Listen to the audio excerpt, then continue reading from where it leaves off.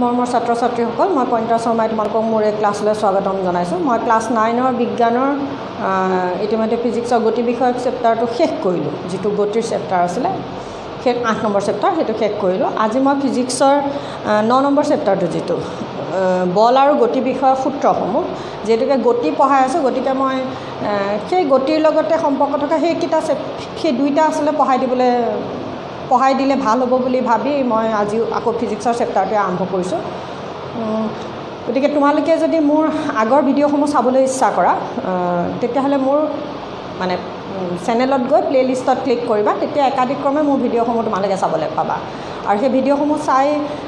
মানে যদি কিবা নুবুজা তেতিয়াহ'লে মোক তোমালোকে কমেণ্ট কৰি জনাবা, আৰু যদি বুজিছা সেয়াও মোক তোমালোকে জনাবা। তেতিয়া মই পঢ়োৱা তোমালোকে বুজিছানে নাই সেই কথাটো মই তেতিয়াহে গম পাম। বাৰু যি নহওক, আজি আমি চেপ্টাৰ 9 পঢ়িম। সেইটো হৈছে কি বল আৰু গতি বিষয়ক সূত্ৰসমূহ। মানে পেজ নাম্বাৰ হৈছে তোমালোকৰ 114, 114 নম্বৰ পেজত আছে। এয়া বল আৰু গতি বিষয়ক সূত্ৰসমূহ। এতিয়া বল আৰু গতি বিষয়ক সূত্ৰসমূহ বুলি কওঁতে বল মানে কি, তাৰমানে প্ৰথমতে আহিছে আমাৰ বল মানে কি, মানে এইটো পেজত প্ৰথম প্ৰশ্নটোৱে হৈছে বল মানে কি। গতিকে এই ফাৰ্ষ্ট পেজটোত আচলতে বহুত কিবা নাই, তোমালোকে এনে কথাখিনি ক'বলৈহে যত্ন কৰিছে। গতিকে মই কিতাপখন পঢ়া নাই, কিতাপৰ বাক্যকেইটা পঢ়িলে তোমালোকেও বুজি পাবা। গতিকে আৰম্ভণিৰ পৰা মই কিতাপখন অকণমান পঢ়া নাই, তোমালোকে নিজে অকণমান পঢ়িবা। পঢ়িলে মই এতিয়া যিখিনি কথা ক'ম সেইখিনিকে তোমালোকে এইখিনিতে ওলাব, বুজি পাবা মই আচলতে কি বুজাব কৈছোঁ। কিন্তু এই পেজটোত আচলতে তোমালোকক মই যেনেকৈ বুজাবলৈ যত্ন কৰিম তেনেকৈয়ে আচলতে কিবা এটা ক'বলৈ যত্ন কৰিছে, কিন্তু বৰ মানে খুব বেছি ভালকৈ কিবা এটা দি থোৱা যেনো মোৰ লগা নাই। মানে ইয়াত টিচাৰে ক'বলগীয়া আছে, সেইখিনিকে মই ক'বলৈ তোমালোকক যত্ন কৰিছোঁ। এতিয়া কথা হ'ল কি, আমি আগৰটো কি পঢ়িছিলোঁ, গতি পঢ়িছিলোঁ, গতি চেপ্টাৰটো পঢ়িছিলোঁ। গতি বুলি কওঁতে তাৰমানে এটা বস্তুৱে যেতিয়া তাৰ সময়ৰ সাপেক্ষে স্থানৰ পৰিৱৰ্তন ঘটায়, মানে অৱস্থাৰ পৰিৱৰ্তন ঘটাই দিয়ে। সময়ৰ সাপেক্ষে তাৰ যদি অৱস্থান সলনি কৰে, অৱস্থান যদি সলনি কৰে তেতিয়াহ'লে সেয়া হৈছে মানে বস্তুটো গতি। আৰু সেই গতি মানে যদি সি ৰৈ থাকে তেতিয়াহ'লে সি স্থিতিশীল অৱস্থাত থকা বুলি কয়, যদি সি গৈ থাকে সি গতিশীল অৱস্থাত থকা। গতিকে এটা গতিশীল বস্তুৰ তাৰমানে যেতিয়া সময়ৰ সাপেক্ষে সি সমান সময়ত সমান দূৰত্ব কৰে তেতিয়া আচলতে সুষম গতি, আৰু যদি সি সমান সময়ত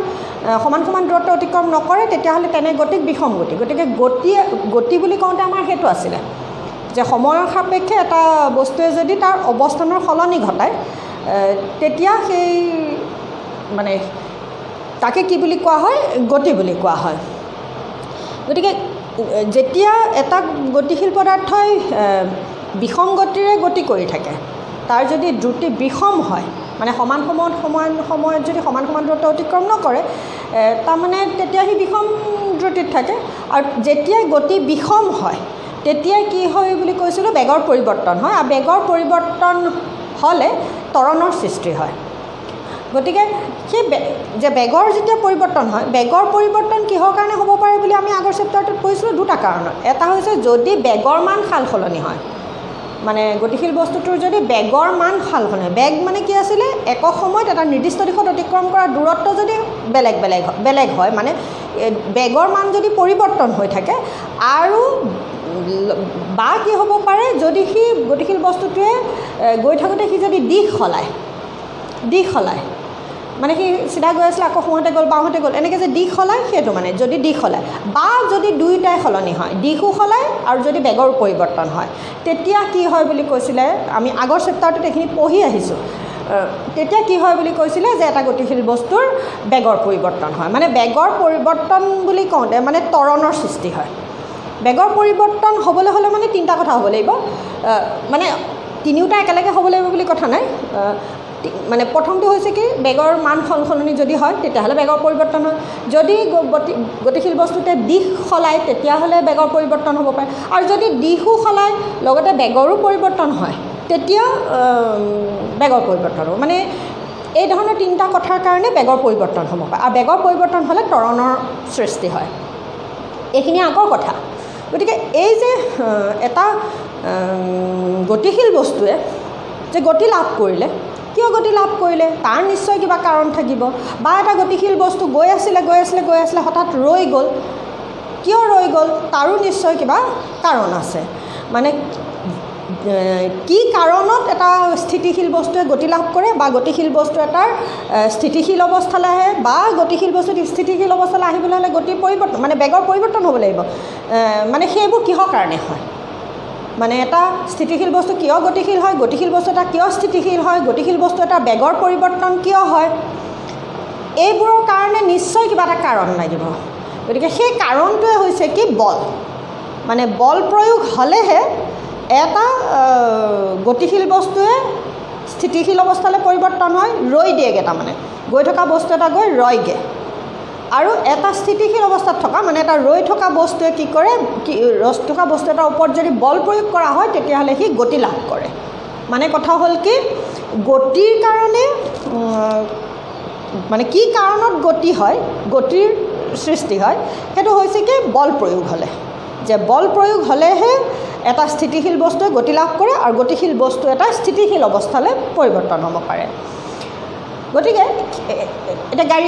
এখন চলোতে তাক কোনে বল প্ৰয়োগ কৰিব চকাকেইটাৰ ওপৰত ইঞ্জিনটোৱে মই দৌৰিবলৈ আৰম্ভ কৰিছোঁ মই ইয়াত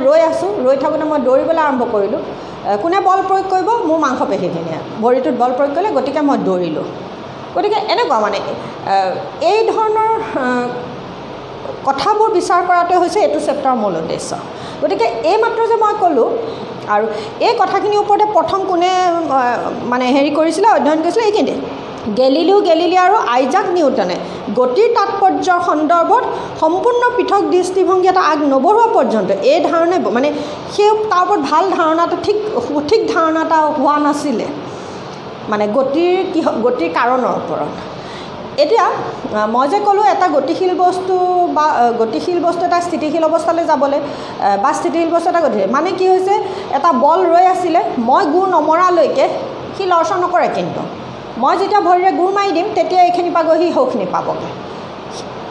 বলটোৰ ওপৰত কি বলটো ৰৈ আছিলে কিন্তু সি গতি কিয় লাভ কৰিলে মই প্ৰয়োগ কৰা বলৰ কাৰণে আকৌ সি বহুতো গৈ পেলাই সি কিন্তু এটা সময় নিজে ৰৈ দিলে কিয় ৰৈ দিলে কাৰণ সি যেতিয়া চুচৰি গৈছিলে মোৰ পকাখনৰ ওপৰতে যেতিয়া চুচৰি গৈছিলে পকাখনে তাৰ ওপৰত কি বল প্ৰয়োগ কৰিছে ঘৰ্ষণ বল তোমালোকে ঘৰ্ষণ বলৰ বিষয়ে ক্লাছ 7-8ত পঢ়ি আহিছা দুখন পৃষ্ঠ যেতিয়া ঘঁহনি খায় তেতিয়া এখন পৃষ্ঠই আন এখন পৃষ্ঠৰ ওপৰত কি প্ৰয়োগ কৰে বল প্ৰয়োগ কৰে গতিকে সেয়া হৈছে ঘৰ্ষণ বল গতিকে বলটো যেতিয়া পকাখনৰ ওপৰত চুচৰি যায় বলটোৰ পৃষ্ঠ আৰু এই পকাখনৰ পৃষ্ঠই কি কৰে ইটোৱে সিটোৰ ওপৰত বল প্ৰয়োগ কৰে সমান আৰু বিপৰীতমুখী বল প্ৰয়োগ কৰে যাৰ ফলত যেতিয়াই ঘৰ্ষণ বলৰ মান এই বলটোৰ পৃষ্ঠখনে প্ৰয়োগ কৰা বলৰ মানতকৈ বেছি হৈ যায় তেতিয়াই কি হৈ যায় ঘৰ্ষণ বলে বলটোক ৰখাই দিব পাৰে মানে সেইখিনিতে বলটো গৈ ৰৈ যায়গৈ মানে কথা হ'ল কি বলটো গৈ ৰৈ যাওঁতেও কি হৈছে ঘৰ্ষণ বলৰ বাবেহে সি ৰৈ গ'ল মানে তাক মই গতি প্ৰদান কৰোঁতে কি কৰিবলগীয়া হ'ল মই পেশীয় বল প্ৰয়োগ কৰিলোঁ আৰু সি ৰৈ যাওঁতে তাক কোনে বল প্ৰয়োগ কৰিলে ঘৰ্ষণ বলে বল প্ৰয়োগ কৰিলে গতিকে এই ধৰণৰ কথাবোৰ যে এই মাত্ৰ তোমালোকে মই বুজিলা নিশ্চয় গতিকে গতিশীল বস্তু এটা স্থিতিশীল হ'বলৈও বল প্ৰয়োগ হ'ব লাগিব আৰু স্থিতিশীল এটা গতিশীল অৱস্থালৈ যাবলৈ হ'লেও বল প্ৰয়োগ হ'ব লাগিব অন্যথাই নহ'ব তাৰমানে গতিকে এই যে এতিয়া বল কৈ আছোঁ এতিয়া বলনো কি তেতিয়াহ'লে আকৌ তোমালোকৰ মনত নিশ্চয় প্ৰশ্ন আহিছে বল কি কাৰণ চেপ্টাৰটো আৰম্ভণিতে দিছে বল আৰু গতিৰ বিষয়ৰ সূত্ৰসমূহ এতিয়া বল মানে কি বল মানে হৈছে কি বল জনাৰ আগতে মই অকণমান শক্তিৰ বিষয়ে কৈ লওঁ মানে শক্তি হৈছে কি যে পিছৰ চেপ্টাৰটোত আমাৰ আছে দিয়া আকৌ শক্তি এটা পদাৰ্থ মই পদাৰ্থ বুলি এইটো কাৰণে কৈছোঁ যে বিজ্ঞানত বস্তু বুলি আচলতে কথা নাই সেইকাৰণে মই শুদ্ধকৈ ক'বলৈ যাওঁতে পদাৰ্থ কৈছোঁ যে এটা পদাৰ্থ বা তোমালোকৰ মনলৈ যদি বস্তু আহিছে সেয়া বস্তু এটা বস্তুৰ ভিতৰত বা এটা পদাৰ্থৰ ভিতৰত কিবা কাৰ্য কৰিব পৰা যিখিনি সামৰ্থ্য নিহিত হৈ থাকে এটা বস্তুৰ ভিতৰত বা এটা পদাৰ্থৰ ভিতৰত সি নিজে কাৰ্য কৰিব পৰাকৈ কাৰ্য মানে আকৌ আমি কি পঢ়িমগৈ এইমাত্ৰ তোমালোকে যিটো সাধাৰণ আবিধানিক শব্দ সেইটো বুজি পাইছা নিচিনা মানে কাম কৰিবৰ কাৰণে যিখিনি সামৰ্থ্য নিহিত হৈ থাকে সেই যিখিনি সামৰ্থ্য নিহিত হৈ থাকে সেই সামৰ্থ্যখিনিকে কি বুলি কোৱা হয় শক্তি বুলি কোৱা হয় মানে আৰু সেই শক্তিৰ প্ৰধান উৎস হৈছে কি সূৰ্য সূৰ্যৰ যি সৌৰশক্তি আছে আৰু শক্তিৰ আমি কি পঢ়িছিলোঁ সৰুতেও পঢ়িছা যে শক্তিৰ সৃষ্টি বা বিনাশ নহয় এবিধ শক্তিৰ পৰা আন এবিধ শক্তিলৈ ৰূপান্তৰহে ঘটে শক্তিৰ কেতিয়াও নতুনকৈ সৃষ্টি নহয় বা শক্তি কেতিয়াও নতুনকৈ মানে শক্তি থকা শক্তিখিনি বিনাশ হৈ নাযায় নষ্ট হৈ নাযায় শক্তি এবিধৰ পৰা আন এবিধলৈ ৰূপান্তৰ হয় আৰু শক্তিৰ প্ৰধান উৎস কি বুলি ক'লোঁ মই সূৰ্য মানে সৌৰশক্তি আমাৰ গছ বনবিলাকে লৈছে গছ বনবিলাকে লৈ খাদ্য প্ৰস্তুত কৰিছে সেই খাদ্যৰ ওপৰতে কি হৈছে প্ৰাণী ৰাজ্য বৰ্তি আছে প্ৰাণীয়ে তাৰমানে খাদ্যৰ কাৰণে উদ্ভিদ ৰাজ্যৰ ওপৰত নিৰ্ভৰ কৰে আৰু ফলত কি হৈছে সূৰ্যৰ শক্তি সৌৰশক্তি গছবোৰত সোমোৱাৰ লগে লগে সেই ৰাসায়নিক শক্তিলৈ পৰিৱৰ্তন হৈছে সেই ৰাসায়নিক শক্তিয়ে আকৌ প্ৰাণী ৰাজ্যত অন্তৰ্ভুক্ত হৈছে সেয়া হৈছে কি শক্তিৰ ৰূপান্তৰ হৈ তাৰমানে শক্তিৰ পৰিবহণ হৈছে আৰু সেই শক্তিৰ জৰিয়তে এটা পদাৰ্থই যেতিয়া কাম কৰাৰ যিটো সামৰ্থ্য মানে সেই মানে সেইখিনিয়ে হৈছে শক্তি তাৰমানে সেই শক্তিৰ জৰিয়তে তাৰমানে কি হৈ আছে প্ৰতিটো পদাৰ্থ প্ৰতিটো মই এতিয়া এই মুহূৰ্তত প্ৰাণী ৰাজ্য উদ্ভিদ ৰাজ্য যিহেতুকে কৈছোঁ গতিকে জীৱখিনিয়ে তাৰমানে সেই শক্তিৰ জৰিয়তে তাৰ যাৱতীয় কামখিনি কৰি আছে তেনেকৈ এটা যন্ত্ৰৰ ক্ষেত্ৰত মানে এতিয়া ৱাশ্বিং মেচিনটোৱে ক'লোঁ মিক্সাৰ গ্ৰাইণ্ডাৰটোৱে ক'লোঁ ফেনখনেই ক'লোঁ এইবোৰ একোটা পদাৰ্থ এই পদাৰ্থবিলাকেও কিবা এটা কাম কৰি আছে নিশ্চয় তোমালোকৰ মনেৰে যিটো আহিছে ৱাশ্বিং মেচিনটো আমাৰ কাপোৰ ধুই আছে ফেনখনে আমাক বতাহ দি আছে এয়া মানে এইবিলাকো হৈছে জড় পদাৰ্থৰ কিছুমান জড় পদাৰ্থ আৰু এই জড় পদাৰ্থবিলাকেও কিন্তু কিবা কিবি কাম কৰি আছে গতিকে সেই পদাৰ্থখিনিৰ ভিতৰতো কাম কৰিবৰ বাবে যিখিনি সামৰ্থ্য সোমাই আছে যি সামৰ্থ্য সেই সামৰ্থ্যকে কি বুলি কোৱা হয় তাত শৰীৰত নিহিত হৈ থকা শক্তি তাৰ শৰীৰটোত নিহিত হৈ থকা শক্তি বুলি কোৱা হয় তথাপি শক্তি আমি পিছত আকৌ ভালকৈ পঢ়িমগৈ এতিয়া সেই শক্তিৰে তাৰমানে মানে ধৰি ল'লোঁ মোৰ দেহত মই মাত্ৰ যে বলটো গুৰিয়াইছিলোঁ মই যিধৰণে বলটো গুৰিয়াম মোতকৈ হয়তো এজন ডেকা ল'ৰাই সি বলটো গুৰিয়াওঁতে সি অলপ বেছি দূৰ যাবগৈ মোতকৈ কিন্তু সৰু এটা বাচ্ছাই যদি অকণমানি ল'ৰা এটাই গুৰিয়াই হয়তো মই যিমান দূৰ গুৰিয়াওঁতে সি গৈছিলে সিমান দূৰলৈ বলটোক ঠেলি দিব নোৱাৰিব মানে কথা হৈছে কি মোৰ শৰীৰত কাম কৰিবৰ কাৰণে যিখিনি শক্তি আছে তাৰে মই যিখিনি ব্যৱহাৰ কৰিলোঁ বলটোৰ গুৰিয়াওঁতে সেয়া হৈছে কি মানে কাৰ্যটো কৰিবৰ কাৰণে মই শক্তিৰ যিমানকণ প্ৰয়োগ কৰিলোঁ সেয়াই হৈছে কি বল সেয়াই হৈছে বল মানে তোমালোকক মই একদম সাধাৰণকৈ বুজাবলৈ চেষ্টা কৰিছোঁ শক্তি বল এই শব্দবোৰ অকণমান এনেই কোনো মানে বিজ্ঞানৰ হেৰিৰে সৈতে নহয় মানে তোমালোকক একদম সাধাৰণ পৰিৱেশক বা সাধাৰণকৈ বুজাবলৈ যত্ন কৰিছোঁ শক্তিটো বুজি পাইছা বুলি ভাবিছোঁ শক্তি হৈছে কি এটা মানে পদাৰ্থৰ শৰীৰত কাম কৰিবৰ বাবে যিখিনি সামৰ্থ্য নিহিত হৈ থাকে যিমানখিনি সামৰ্থ্য থাকে তাৰমানে যিমানখিনি কাম কৰিব পৰা তাৰ সামৰ্থ্য থাকে সেয়া হৈছে কি শক্তি আৰু সেই শক্তিৰে যিটো অংশ এটা কাৰ্য সম্পাদন কৰিবৰ কাৰণে ব্যৱহৃত হয় কিবা এটা কাৰ্য সম্পাদন কৰিবৰ বাবে যিখিনি শক্তি পদাৰ্থটোৱে ব্যৱহাৰ কৰে সেইখিনি হৈছে সেই শক্তিৰ পৰিমাণক কি বুলি কোৱা হয় বল বুলি কোৱা হয় মানে এনেকুৱা আৰু বলটো শক্তিৰ এটা অংশহে তাৰমানে মানে যি পৰিমাণৰ শক্তি পদাৰ্থটোৱে কিবা এটা কাৰ্য সম্পাদন কৰিবলৈ ব্যৱহাৰ কৰিব সেই পৰিমাণৰ শক্তিক কি বুলি কোৱা হয় বল বুলি কোৱা হয় আৰু বলৰ অবিহনে তাৰমানে গতিৰ সৃষ্টি হ'ব নোৱাৰে যিটো সময়ৰ সাপেক্ষে এটা পদাৰ্থ অৱস্থান সলনি কৰাৰ কথাটো আহিছিলে অৱস্থান সলনি কৰিব নোৱাৰে যদি বল প্ৰয়োগ নহয় বল প্ৰয়োগ হ'লেহে সি কি হ'ব সময়ৰ সাপেক্ষে অৱস্থান হয় অৰ্থাৎ বল প্ৰয়োগ হ'লেহে কি হ'ব এই গতি লাভ কৰিব গতিৰ সৃষ্টি হ'ব অন্যথাই গতিৰ সৃষ্টি হ'ব নোৱাৰে বুজি পাইছা বুলি ভাবিছোঁ কিতাপখনত এইখিনিকে সেই ধৰণে কথাখিনি নাই তাৰমানে তোমালোকে বুজিব পৰাকৈ নাই এনেই উদাহৰণ দিয়াৰ নিচিনাকৈ কৈ গৈছে তাকে মই তোমালোকক যিমান পাৰোঁ সহজকৈ বুজাই দিবলৈ বল কি বুজাবলৈ চেষ্টা কৰিছোঁ বলৰ কথা বুজাবলৈ যাওঁতে মই শক্তি ক'বলৈ শক্তি কিন্তু পিছৰ চেপ্টাৰ কাৰ্য আৰু শক্তি পিছত আছে মানে কাৰ্যও আমি বিজ্ঞানৰ ভাষাত আমি সাধাৰণতে যিখিনি কাৰ্য বুলি ভাবি থাকোঁ সেয়া আকৌ বিজ্ঞানৰ ভাষাত কেতিয়াবা কাৰ্য নহয়ও আকৌ একো কাৰ্য নোহোৱাও দেখুৱায় গতিকে কাৰ্যকে আমি পঢ়িমগৈ কিন্তু কাৰ্য মানে আমি যিটো সাধাৰণতে বুজি থাকোঁ কাম কৰা আৰু সেই কাম কৰিবৰ কাৰণে এটা পদাৰ্থ অকল জীৱ বুলি নাই কোৱা মানে অকল মানুহ মই নিজক কোৱা নাই বা মই গছজোপা কোৱা নাই বা পৰুৱাটো হাতীটোৰ কথা কোৱা নাই কিছুমান যন্ত্ৰও আছে নহয় আমাক কাম কৰি দিয়ে, সেই যন্ত্ৰবিলাককো ধৰিছোঁ। গতিকে পদাৰ্থ কৈছোঁ। এটা পদাৰ্থৰ শৰীৰত কাম কৰিব পৰাকৈ যিমানখিনি সামৰ্থ্য থাকে, সেই সামৰ্থ্যৰ নিহিত হৈ থকা সামৰ্থ্যক, তাৰমানে কাম কৰাৰ বাবে নিহিত হৈ থকা সামৰ্থ্যক শক্তি বোলে। আৰু সেই শক্তিৰে যি অংশ এটা কাৰ্য সম্পাদনৰ বাবে ব্যৱহৃত হয়, আৰু সেই অংশটোক কি বুলি কোৱা হয়? বল বুলি কোৱা হয়। আৰু বল প্ৰয়োগ হ'লেহে কি হয়? গতিৰ সৃষ্টি হয়। অন্যথাই এটা স্থিতিশীল বস্তুৱে গতি লাভ কৰিব নোৱাৰে, আৰু এটা গতিশীল বস্তুৱে স্থিতিশীল অৱস্থালৈ আহিব নোৱাৰে। কথা হ'ল ইমানেই মানে। তাৰপাছত বল এতিয়া আমি এইখিনিতে কি পাইছোঁ? Page number 115। ইয়াত কি আছে মানে এইখিনিতে তোমালোকক এই পেজটোত মই 114 এই পেজটোত কি ক'লোঁ? বল মানে কি? বল মানে কি? ইমানেই প্ৰশ্ন। গতিকে বল বুলিলে কি বুজা বুলি কোৱাৰ লগে লগে লিখিব পাৰিব লাগিব। তাৰপাছত এইফালে আহিলে কি 115 নম্বৰ পেজত সন্তুলিত আৰু অসন্তুলিত বল। মানে বল দুই ধৰণৰ হ'ব পাৰে, সন্তুলিত আৰু অসন্তুলিত, বেলেঞ্চড এণ্ড আনবেলেঞ্চড ফ'ৰ্চ। বল কি হ'ব পাৰে? সন্তুলিত আৰু অসন্তুলিত। বল দুই ধৰণৰ আছে, সন্তুলিত আৰু অসন্তুলিত। সন্তুলিত বল আৰু অসন্তুলিত বল। অসন্তুলিত বল, বেলেঞ্চড ফ'ৰ্চ আৰু আনবেলেঞ্চড ফ'ৰ্চ। এতিয়া কথা হ'ল সন্তুলিত আৰু সমান। মই যদিও এতিয়া ক'ৰবাত সমান সমান মই বুজাবলৈ যাওঁতে ক'ম, একদম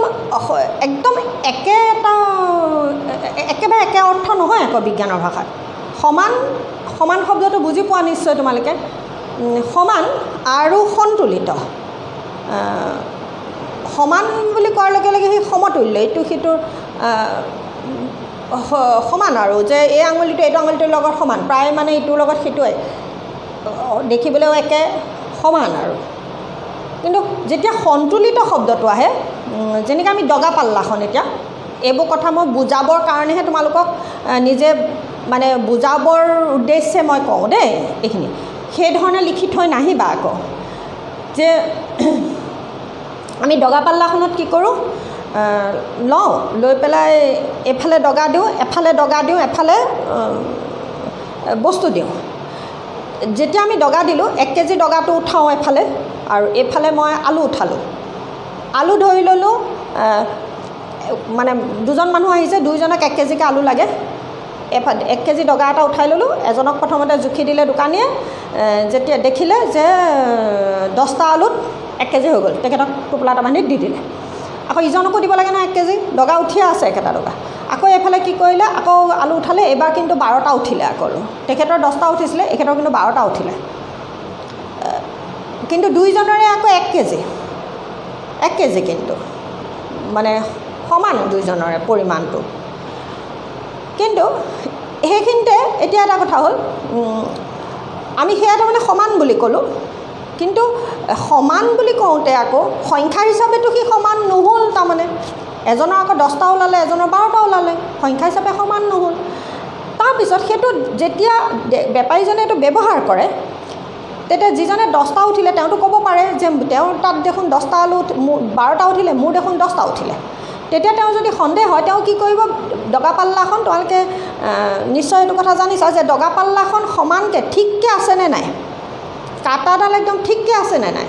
বেপাৰীজনে পাল্লাখনত কিবা গণ্ডগোল কৰি থৈছে নেকি, এনেকুৱা কথাবোৰ নিশ্চয় শুনিছা। গতিকে সেই যিটো বেলেঞ্চ কৰি, যিটো তেওঁ সন্তুলিত কৰি থোৱা অৱস্থা, সেইটো যদি খেলি মেলি হৈ থাকে, মানে তেতিয়া কি হ'ব,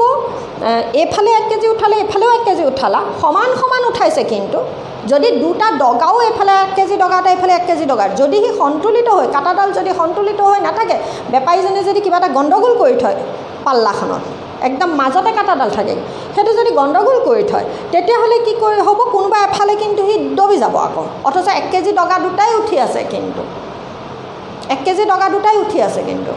হ'লেও কিন্তু কি হ'ব, যদি সি সেই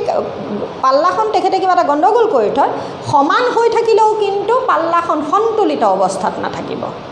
মই এই মুহূৰ্তত তোমালোকক বুজাবলৈ চেষ্টা কৰিহে এইখিনি কথা কৈছোঁ। বুজি পাইছা নিশ্চয় সমান আৰু সন্তুলিত ডগাকেইটা সমান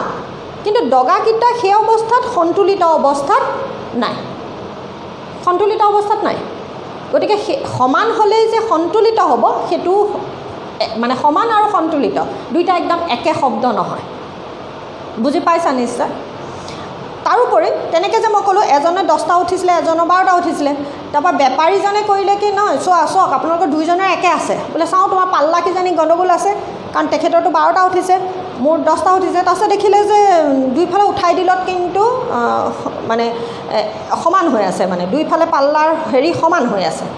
তাৰমানে কি যদিও তেওঁৰ তাত 12টা আছে এজনৰ 10টা আছে হ'লেও কিন্তু সি সেই অৱস্থাত কি হৈ আছে সন্তুলিত হৈ আছে মানে সমানো আৰু লগতে কি হৈ আছে সন্তুলিতও বুজি পাইছা নিশ্চয় কিন্তু একে সমান ওজনৰ দুটা ডগা উঠাই দিলেও কিন্তু যদি সেই পাল্লাখন কিবা গণ্ডগোল কৰি থোৱা থাকে একে ওজনৰ অকল ডগা উঠাইছোঁ মই এফালে এটা 1 কেজি ডগা আনফালেও এটা 1 কেজিৰ ডগা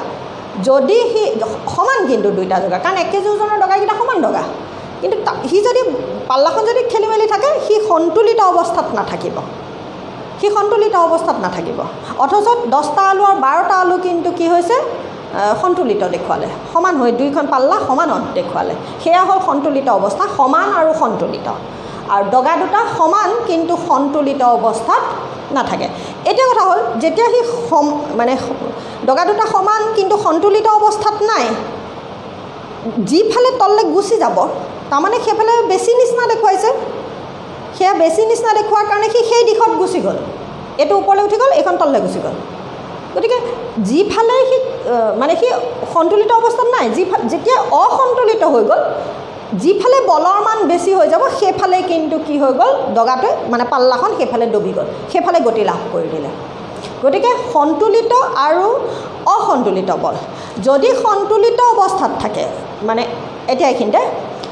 যদি এটা বস্তু এতিয়া সন্তুলিত অসন্তুলিত শব্দকেইটাহে ক'লোঁ কথাখিনি ক'ৰ পৰা আহিছে সন্তুলিত বল অসন্তুলিত বলহে কৈ আছোঁ আমি মই শব্দ দুটা এই মুহূৰ্তত বুজাবলৈ সন্তুলিত অসন্তুলিত কওঁতে ডগা পাল্লাখন লৈছোঁ বুজি পাইছা বুলি ভাবিছোঁ আৰু যদি নাই বুজা আকৌ মোক জনাবা তেতিয়া মই আকৌ সেইখিনি আকৌ অকণমান বুজাই দিবলৈ যত্ন কৰিম এতিয়া কথা হ'ল যেতিয়া এই সন্তুলিত বল আৰু অসন্তুলিত বলহে কৈছে আমাৰ পাল্লাতটো বুজাই থাকিবলৈ কোৱা নাই মোক বল বুজাবলৈ যাওঁতেহে মই এইখিনি কৈ আছোঁ মানে কথা হৈছে কি এটা বস্তুৰ ওপৰতে যদি দুটা বল প্ৰয়োগ হয় দুইটা যদি সমান হয় আৰু লগত যদি সন্তুলিত অৱস্থাত থাকে তেতিয়া বস্তুটোৰ একো যেনেকৈ আছে সি তেনেকৈ থাকিব মানে সি যদি স্থিতিশীল অৱস্থাত আছে স্থিতিশীল অৱস্থাত থাকিব গতিশীল অৱস্থাত আছে যদি গতিশীল অৱস্থাত থাকিব যদি বস্তুটোৰ ওপৰত প্ৰয়োগ কৰা বলকেইটা সমান বিপৰীতমুখী আৰু অসন্তুলিত অৱস্থাত থাকে তেতিয়া কি হ'ব যিফালে বলৰ মান বেছি হ'ব সেইফালে বস্তুটোৱে গতি লাভ কৰি দিব বা গতি কৰি থকা বস্তুটোৱে স্থিতিশীল অৱস্থালৈ মুঠৰ ওপৰত গতিৰ সৃষ্টি হৈ যাব মানে যদি এটা বস্তুৰ ওপৰত দুটা সমান সন্তুলিত সমান বিপৰীতমুখী সন্তুলিত বলে ক্ৰিয়া কৰে তেতিয়াহ'লে বস্তুটোৰ কোনো যি ধৰণে আছে সেই ধৰণে অৱস্থানৰ কোনো পৰিৱৰ্তন নহ'ব আৰু যদি সি বল অসন্তুলিত হৈ যায় বল দুটা যদি অসন্তুলিত হয় তেতিয়াহ'লে কি হয় বস্তুটোৱে যিফালে বলৰ মান বেছি হৈ দেখায় সেইফালে গতি লাভ কৰে আৰু অসন্তুলিত বলৰ কাৰণে যিহেতুকে এটা বস্তুৱে গতি লাভ কৰে আৰু সেই বল প্ৰয়োগ হৈ থকালৈকেহে বস্তুটোৱে এটা গতিত গৈ থাকিব আৰু তেতিয়া কিন্তু গতিৰ পৰিৱৰ্তন হ'ব যেতিয়ালৈকে অসন্তুলিত বল প্ৰয়োগ হৈ থাকিব অসন্তুলিত বলৰ কাৰণে এটা স্থিতিশীল বস্তু এটা মানে গতি লাভ কৰিলে আৰু যেতিয়া গতি লাভ কৰিব সেই গতি কিন্তু তড়িৎ গতি হ'ব আৰু যদি এটা বস্তুৰ ওপৰত প্ৰয়োগ হোৱা সমান বলকেইটা যদি সি সন্তুলিত অৱস্থাত থাকে আৰু সেই প্ৰয়োগ হোৱা বস্তুটো যদি স্থিতিশীল অৱস্থাত আছে মানে স্থিতিশীল বস্তু এটাত যদি সমান বিপৰীতমুখী সন্তুলিত বল প্ৰয়োগ হয় তেতিয়াহ'লে বস্তুটো স্থিতিশীল অৱস্থাত হ'ব আৰু গতিশীল অৱস্থাত থকা বস্তু এটাৰ ওপৰত যদি সমান বিপৰীতমুখী সন্তুলিত বল প্ৰয়োগ হয় তেতিয়াহ'লে বস্তুটো সুষম গতিৰে গতি কৰি থাকিব একদম মন দি শুনা একদম মন দি শুনা মই কি ক'লোঁ সন্তুলিত অসন্তুলিত বল ক'লোঁ সন্তুলিত বলৰ ক্ষেত্ৰত তাৰমানে এটা বস্তুৰ ওপৰত যদি সন্তুলিত বল প্ৰয়োগ হয় তেতিয়াহ'লে বস্তুটোৰ অৱস্থাৰ একো পৰিৱৰ্তন নহয় অৱস্থানৰ সি একো পৰিৱৰ্তন নেদেখুৱায় কিন্তু যদি বল অসন্তুলিত হৈ যায় তেতিয়াহ'লে কি হয় বস্তু এটাই গতি লাভ কৰি দিয়ে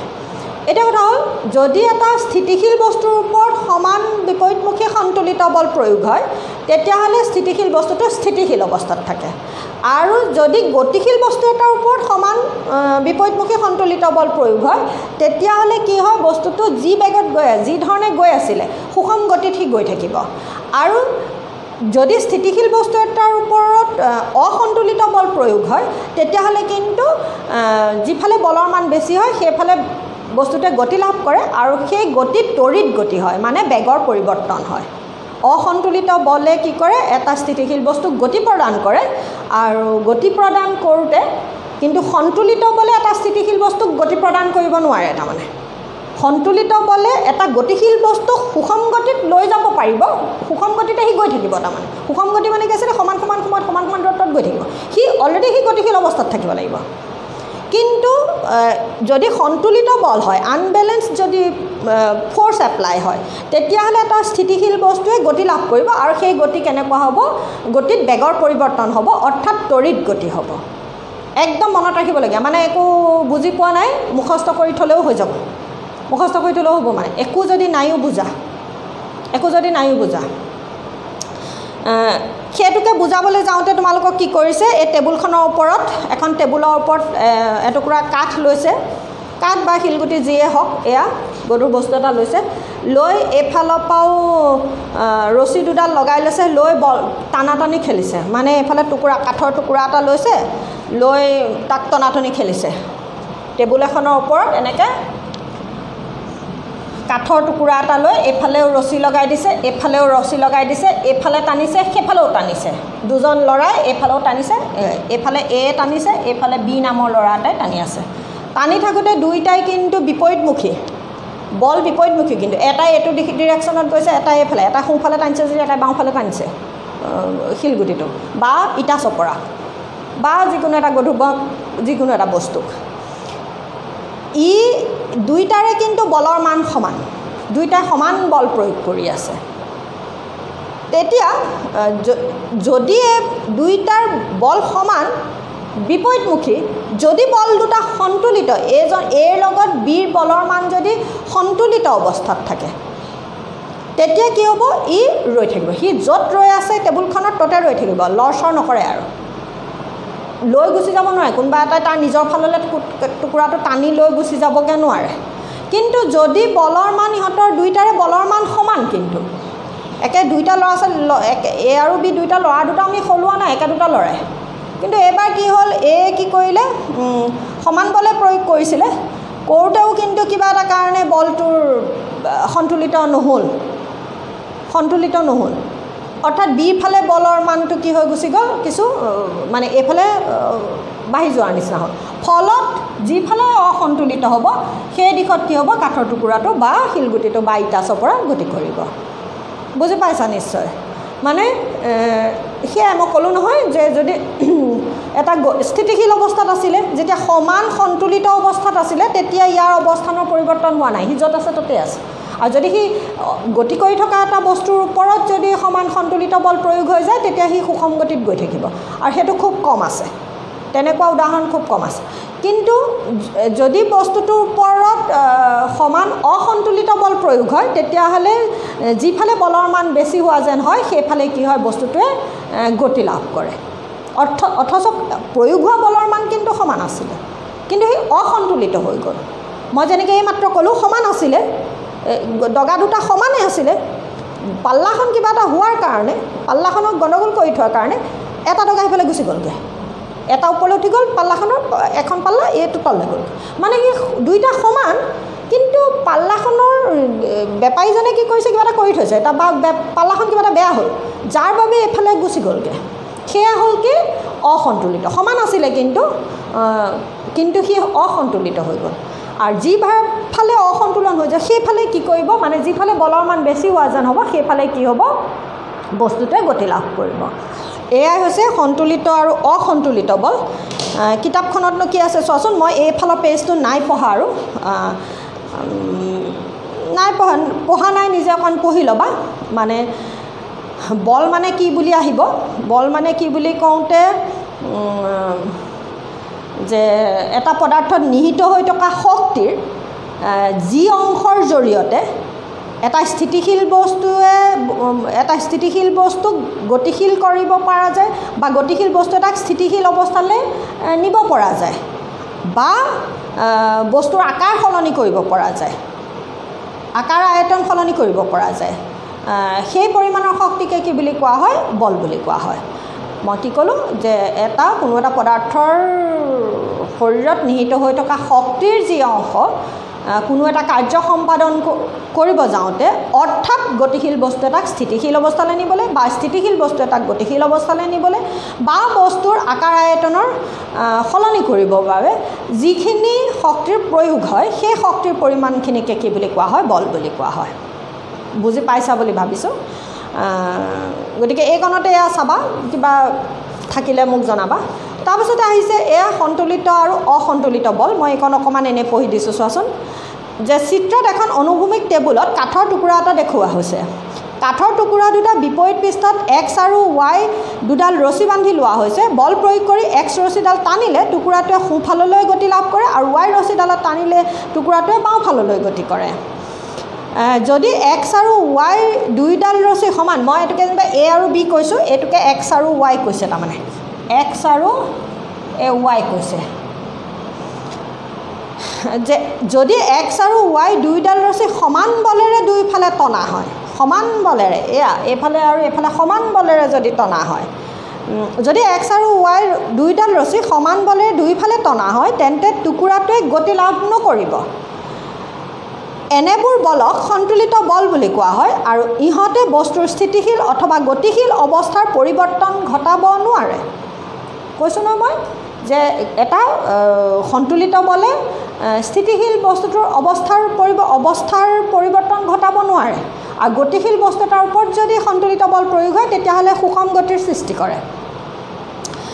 যে এতিয়া আমি অন্য এটা উদাহৰণ লওঁ য'ত দুটা বিপৰীতমুখী অসম বলে সমান বল নহয় তাৰমানে অসম বলে টুকুৰাটোক টানে এই ক্ষেত্ৰত টুকুৰাটোৱে ডাঙৰ বলটোৰ দিশত গতি কৰিব গতিকে বল দুটা সন্তুলিত নহয় আৰু অসন্তুলিত বলে টুকুৰাটোৰ গতিৰ দিশত ক্ৰিয়া কৰে ইয়াৰ পৰা ইয়াকে বুজা যায় যে অসন্তুলিত বলে বস্তুৰ ওপৰত ক্ৰিয়া কৰি তাক গতি প্ৰদান কৰে দাগ মাৰি লোৱা সেইটো ওপৰত এইটো বাক্যত সন্তুলিত বল বোলে আছে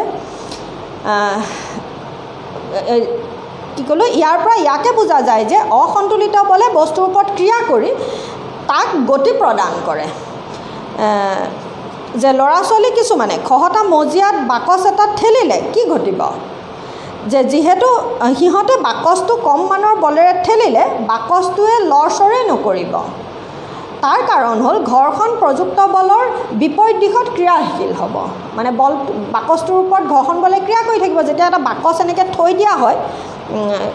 বাকচটোৰ পৃষ্ঠখন আৰু মজিয়াখনৰ পৃষ্ঠই কি কৰে ইটোৱে সিটোৰ ওপৰত বল প্ৰয়োগ কৰে সেয়া হৈছে ঘৰ্ষণ বল মানে চুচৰি যাওঁতেও হ'ব আৰু সি যেতিয়া ৰৈ থাকিব তেতিয়াও কি হ'ব তাৰ খাপে খাপে সোমাই যাব আৰু সেয়া হৈছে কি ঘৰ্ষণ বল মানে ঘৰ্ষণৰ বিষয়ে তোমালোকে পঢ়িছিলা মই এতিয়া সিমানলৈ গুচি নাযাওঁ আৰু ঘৰ্ষণ বল কেতিয়া বেছি হয় কেতিয়া কম যে মিহি নিমজ পৃষ্ঠত ঘৰ্ষণ বল কম আকৌ খহটা পৃষ্ঠত কি আছিলে খলা বোমা যদি বেছি হয় তেতিয়া ঘৰ্ষণ বেছি আছিলে আকৌ এই ধৰণৰ কথাখিনি ঘৰ্ষণ বুজি পাইছা বুলি মই ধৰি লৈছোঁ আকৌ যে লৰচৰ তাৰ কাৰণ হ'ল ঘৰখন প্ৰযুক্ত বলৰ বিপৰীত দিশত ক্ৰিয়াশীল হ'ব যিটো ফ্ৰিকশ্যন তাৰমানে যে এই ঘৰ্ষণ বল স্পৰ্শ পৃষ্ঠ দুখনৰ মাজত উৎপন্ন হয় এই ক্ষেত্ৰত বাকচৰ তলি আৰু খহটা মজিয়াৰ পৃষ্ঠৰ মাজত ঘৰ্ষণ বলৰ সৃষ্টি হয় এই বলে ঠেলা বলক সন্তুলিত কৰে আৰু সেইবাবে বাকচটোৱে গতি লাভ নকৰে যে কেইটামান ল'ৰা ছোৱালীয়ে এই চিত্ৰত দেখুৱাই যে বাকচ ঠেলি আছে কিন্তু বাকচটোক লৰচৰে কৰিব পৰা নাই কিয় বুলি যদি প্ৰশ্ন আহে এইটো মানে উত্তৰটো এইটো এই বলে মানে ল'ৰা ছোৱালীকেইটাই ঠেলা বলতকৈ বাকচৰ পৃষ্ঠ আৰু মজিয়াৰ মাজত সৃষ্টি হোৱা ঘৰ্ষণ বলৰ মান কি হ'ব বেছি হ'ব যে এই বলে ঠেলা বলক সন্তুলিত কৰে সেইবাবে বাকচটো মানে সন্তুলিত অৱস্থাত থাকিব ল'ৰা ছোৱালীকেইটাই ঠেলা বল আৰু বাকচ আৰু মানে মজিয়াৰ মাজত সৃষ্টি হোৱা ঘৰ্ষণ বল দুইটা কি হ'ব ইটো সিটোৰ লগত সন্তুলিত অৱস্থাত থাকিব যাৰ বাবে বাকচটো লৰচৰ নকৰিব আৰু যদি সি লৰচৰ কৰিবলগীয়া হয় তাৰমানে যদি ল'ৰা ছোৱালী আৰু অলপ বেছি জোৰেৰে ঠেলাৰ লগে লগে সি গুচি গ'লগৈ যেনিবা এটা দিশত তাৰমানে কি হ'ল সি সন্তুলিত অৱস্থাত নাই এইবাৰ কি হ'ল ল'ৰা ছোৱালীকেইটাৰ বল কি হৈ গ'ল বেছি হৈ গ'ল কাটকৈ বেছি হৈ গ'ল ঘৰ্ষণ বলতকৈ বেছি যাৰ ফলত ল'ৰা ছোৱালীকেইটাই যিটো দিশত ঠেলি থাকিব সেই দিশতে কি হ'ব বাকচটো গুচি যাব যে চিত্ৰত 9.4b চিত্ৰত ল'ৰা ছোৱালীবোৰে বাকচটো অধিক জোৰেৰে ঠেলিছে অধিক বল প্ৰয়োগ কৰিছে তাৰমানে এইবাৰ তথাপিও বাকচটোৱে গতি কৰা নাই ইয়াৰ কাৰণ হ'ল ঘৰ্ষণ বলে এতিয়াও ঠেলা বলক সন্তুলিত কৰিয়ে ৰাখিছে যদি ল'ৰা ছোৱালীবোৰে ইয়াতকৈও অধিক জোৰেৰে বাকচটো ঠেলে তেন্তে ঠেলা বল ঘৰ্ষণ বলতকৈ ডাঙৰ হ'ব আৰু অৰ্থাৎ এটা অসন্তুলিত বলৰ সৃষ্টি হ'ব মানে বলৰ অৱস্থাটো অসন্তুলিত হৈ যাব আৰু গতিকে বাকচটোৱে কি কৰিব গতি লাভ কৰিব যে আমি চাইকেল চলালে কি হয় আমি পেডেল মৰা বন্ধ কৰিলে চাইকেলখনৰ গতি ধীৰ হ'বলৈ আৰম্ভ কৰে পূৰ্বৰ দৰে ঘৰ্ষণ বলে গতিৰ বিপৰীত দিশত ক্ৰিয়া কৰাৰ বাবে চাইকেলৰ গতি মন্থৰিত হয় মন্থৰ মানে পঢ়াইছিলোঁ আকৌ ত্বৰণ মন্থৰণ যদি বেগৰ মান কমি যায় তাৰমানে তেতিয়া মন্থৰণ বুলি কয় নিগেটিভ এচিলাৰেশ্যন আছিলে ঋণাত্মক ত্বৰণ আছিলে যে চাইকেলৰ গতি অবিৰত অৱস্থাত ৰাখিবলৈ আকৌ পেডেল মাৰিবলৈ আৰম্ভ কৰিব লাগে মানে পেডেল মাৰি আমি যদি অলপ দেৰি এৰি দিওঁ চাইকেলখন অলপ দূৰ যাব হয় কিন্তু সি লাহে লাহে ৰখিবলৈ আৰম্ভ কৰিব আকৌ পেডেল মাৰি দিলেহে সি আকৌ আগলৈ যায় চাইকেল চলোৱাখিনিয়ে নিশ্চয় গম পাইছা কথাটো যে চাইকেলৰ গতি অবিৰত অৱস্থাত ৰাখিবলৈ আকৌ পেডেল মাৰিবলৈ আৰম্ভ কৰিব লাগিব ইয়াৰ পৰা এনে এটা ধাৰণা হয় যে অসন্তুলিত বলৰ অবিৰত ক্ৰিয়াৰ ফলতহে বস্তুৰ গতি বৰ্তি থাকে বস্তুৰ গতি যে অসন্তুলিত বলৰ দাগ মাৰি ল'ব অসন্তুলিত বলৰ অবিৰত ক্ৰিয়াৰ ফলতহে বস্তুৰ গতি বৰ্তি থাকে কিন্তু ই সম্পূৰ্ণ অসত্য আকৌ বস্তুৰ ওপৰত ক্ৰিয়াশীল বলসমূহ একদম দৰকাৰী লাইন বস্তুৰ ওপৰত ক্ৰিয়াশীল বলসমূহ মানে ঘৰ্ষণ বল বা ঠেলা বল বা টনা বল যিয়ে নহওক যে বস্তুৰ ওপৰত ক্ৰিয়াশীল বলসমূহ সন্তুলিত অৱস্থাত থাকিলে আৰু মুঠ বাহ্যিক বলৰ মান শূন্য হ'লে মানে বাহ্যিক বলৰ মান শূন্য মানে দুইটা সমানে ঠেলি আছে কি হৈ আছে আমি বাহ্যিকভাৱে তাৰ ওপৰত কি বল প্ৰয়োগ হৈ আছে দেখা নাই তাৰমানে বাহ্যিক বলৰ মান শূন্য হ'লে বস্তুৰ গতি সুষম হয় গতিকে গতিশীল বস্তু এটাৰ গতিটো সুষম গতিত থাকিব স্থিতিশীল অৱস্থাত থাকিলে সি স্থিতিশীল অৱস্থা এইখিনিতে সেইটো আছে আকৌ চোৱা ইহঁতে বস্তুৰ স্থিতিশীল অথবা গতিশীল অৱস্থাৰ পৰিৱৰ্তন ঘটাব নোৱাৰে গতিশীল অৱস্থাৰ পৰিৱৰ্তনটো কেনেকুৱা হৈ থাকিব গতিশীল অৱস্থাটো কি ক'লে পৰিৱৰ্তন ঘটাব নোৱাৰে সি সুষম গতিত থাকিব গতি সুষম হ'ব যদি বস্তুৰ ওপৰত এটা অসন্তুলিত বল প্ৰয়োগ কৰা হয় তেন্তে তাৰ দ্ৰুতি অথবা গতিৰ দিশৰ পৰিৱৰ্তন হ'ব গতিকে বস্তুৰ গতি তড়িৎ কৰিবলৈ অসন্তুলিত বলৰ প্ৰয়োজন মানে তড়িৎ গতিৰ সৃষ্টিৰ বাবে তোমাক আহিব প্ৰশ্ন সন্তুলিত বল লাগিব নে অসন্তুলিত বল একদম সিধা কথা হ'ল কি অসন্তুলিত বল এই কিবাতে সেইটো প্ৰশ্ন মানে আৰু এই অসন্তুলিত বল যেতিয়ালৈকে ক্ৰিয়াশীল হৈ থাকিব তেতিয়ালৈকে দ্ৰুতিৰ পৰিৱৰ্তন অব্যাহত হয় কিন্তু যদি প্ৰযুক্ত বলক সম্পূৰ্ণভাৱে আঁতৰাই দিয়া হয় যি বল প্ৰয়োগ কৰা হৈছিলে তাক যদি সম্পূৰ্ণভাৱে আঁতৰাই দিয়া হয় তেন্তে সেই সময় পৰ্যন্ত বস্তুটোৱে আহৰণ কৰা বেগেৰে গতিশীল অৱস্থাত থাকিব মানে এতিয়া চাইকেল মাৰোঁতে বল প্ৰয়োগ পেডেল মাৰি আছোঁ মানে বল প্ৰয়োগ কৰি চাইকেল গৈ আছে মই পেডেল পাত মাৰিবলৈ এৰি দিলোঁ মানে আমি বল উঠাই ল'লোঁ আৰু বল প্ৰয়োগ কৰা নাই আৰু তেতিয়াও কিন্তু কি হ'ব গতিশীল বস্তুটোৱে যিটো বেগে গৈছে সি অলপ দূৰ কিন্তু গতি কৰি থাকিব সি লগে লগে ৰৈ নিদিয়ে তাৰমানে সি ইতিমধ্যে যিখিনি গতি লাভ কৰিছিলে সেই গতিৰে সি গৈ থাকিব আৰু ক'ত ৰ'বগৈ যেতিয়া বিপৰীত এটা আকৌ বাধা বল আহিব মানে ঘৰ্ষণ বল অহাৰ লগে লগে চাইকেলৰ চকাকেইটা ৰ'বগৈ মানে কথাটো সেইটো কৈ আছে গতিকে এইখিনি আজিৰ এইটো ক্লাছত তোমালোকক মই এইখিনিকে ক'লোঁ যে পঢ়িলোঁ কি তাৰমানে আমি আজি আচলতে পঢ়া একো নাই আৰু এটা কথা সন্তুলিত অসন্তুলিত শব্দকেইটা ক'বলৈ যাওঁতে মই যিখিনি এইটো কি বুলি কয় দগাপাল্লাৰ কথা ক'লোঁ সেইটো মই তোমালোকক শব্দকেইটা বুজাবলৈহে ক'লোঁ সমান সন্তুলিত অসন্তুলিত পৰীক্ষাত লিখিবৰ উদ্দেশ্যে নাই কোৱা মানে সমান সন্তুলিত বিজ্ঞানৰ ভাষাত একে নহয় এইটো বুজাবলৈ যাওঁতেহে সেইটো কৈছোঁ গতিকে মানে সম্পূৰ্ণ একে নহয় সমানটো হৈছে ইংৰাজীত ক'লে ইকুৱেল আৰু সন্তুলিতটো হৈছে কি বেলেঞ্চ গতিকে সমান হ'লে কেতিয়াবা সন্তুলিত নহ'বও পাৰে আৰু যদি সন্তুলিত নহয় তেতিয়াহ'লে মানে অসন্তুলিত হৈ যায় আৰু সেই অসন্তুলিত হ'লে তাৰমানে কোনোবা এফালে কিবা এটা বলৰ মান বাঢ়ি গুচি যায় কেলৈ বাঢ়েতো আকৌ আমি পিছত পঢ়িমগৈ বাঢ়ি যায় মানে বাঢ়ি গ'লে সেইটো দিশত গুচি যায় মানে গতিকে সেয়া হ'ল অসন্তুলিত বল সমান বল তেতিয়া প্ৰয়োগ হোৱা বল সমান হৈ নাথাকে মানে অসন্তুলিত বলৰ গতিকে এইখিনিয়ে পঢ়িলোঁ গতিকে সন্তুলিত বল বুলিলে কি বুজা বুলি ক'লে এইকণৰ পৰাই লিখিম আমি আৰু যদি এটা বস্তুৰ ওপৰত এক্স আৰু ৱাই ৰছী সমান বলে দুইফালে টনা হয় মানে এটা বস্তুৰ ওপৰত যদি দুটা সমান বলে দুইফালে টনা হয় তেন্তে যদি বস্তুটোৱে গতি লাভ নকৰে তেতিয়াহ'লে বা বস্তুটোৰ গতিশীল অৱস্থাৰ পৰিৱৰ্তন নঘটে বা স্থিতিশীল অৱস্থাৰো পৰিৱৰ্তন নঘটে তেতিয়াহ'লে তেনে বলক সন্তুলিত বল বোলে মানে এটা বস্তুৰ ওপৰত প্ৰয়োগ হোৱা বল দুটা যদি সমান হয় আৰু সমান বিপৰীতমুখী হয় সমান বিপৰীতমুখী বল দুটাই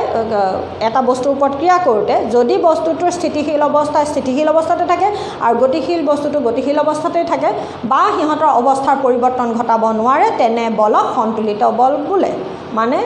যি সমান বিপৰীতমুখী মানে এটা বস্তুৰ ওপৰত প্ৰয়োগ হোৱা যি সমান বিপৰীতমুখী বলৰ বাবে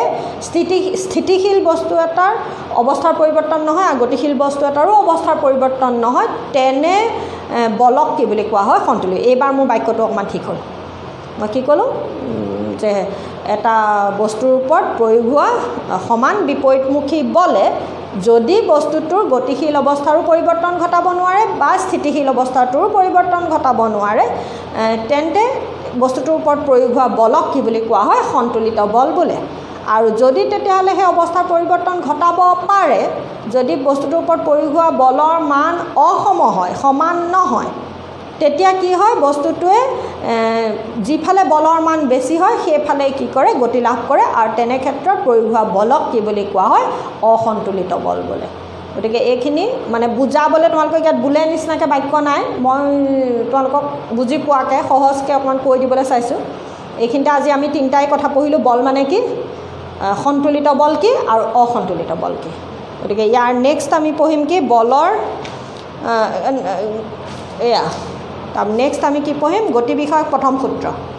গতি বিষয়ক আমাৰ সূত্ৰ তিনিটা আছে তাৰে আমি নেক্সট ক্লাছত প্ৰথম সূত্ৰটো পঢ়িম